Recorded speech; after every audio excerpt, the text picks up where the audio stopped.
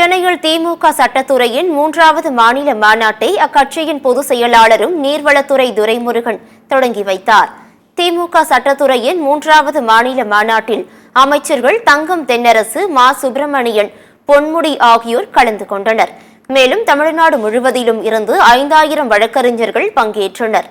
மாநாட்டில் பேசிய துரைமுருகன், இந்திய அரசியல் சட்டத்தை மத்திய பாஜக அரசு படாத பாடுபடுத்துகிறது என்றும் ஒவ்வொரு முறையும் ஜனநாயக அமைப்பு முறை அரசியல் சட்டத்தில் மாற்றப்படும் போது எதிர்த்து நின்றது திமுக தான் எனவும் கூறினார்.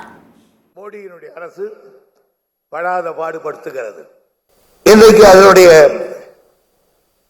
செக்குலரிசத்தை கூட ஒரு பிரதமர் உச்சரிக்க மாட்டேன், ஜனாதிபதி உச்சரிக்க மாட்டேன் என்று சொன்னால் இந்த நாடு எங்கே போய் கொண்டிருக்கிறது என்ற அர்த்தம். ஜனநாயக அமைப்பு முறை அரசியல் சட்டத்திலே மாற்றப்படுகிற பொழுது எதிர்த்து நின்றதும் கழகம்தான். சட்டத்துறை அமைச்சர் ரகுபதி பேசிய போது திமுகவின் பலத்தில் வழக்கறிஞர்களின் பங்கு ஒரு பலமாக அமைந்திருக்கிறது என்று சொன்னால் அது மிகையாகாது என்று கூறினார்.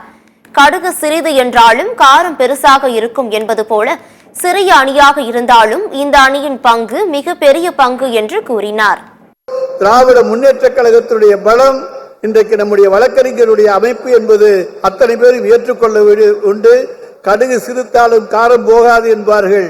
அதை போல சிறிய அணியாக இருந்தாலும் இந்த அணியினுடைய பங்கு என்பது மிகப்பெரிய பங்கு.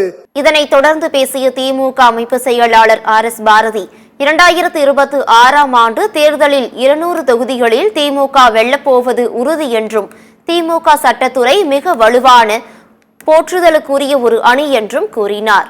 அடுத்து நடைபெற இருக்கிற சட்டமன்ற தேர்தலில் இந்த மாநாட்டுக்கு பிறகு தளபதி அவர்கள் விரும்பியபடி அவருடைய இலக்குப்படி 200 தொகுதிகளில் திராவிட முன்னேற்ற கழகம் வெல்லப்போவது உறுதி என்பதை இங்கே வந்திருக்கின்ற கழகத்துடைய பொதுச் செயலாளர், மேடையில் இருக்கின்ற மூத்த தலைவர்களுக்கெல்லாம் நான் உறுதியளிக்க விரும்புகின்றேன்.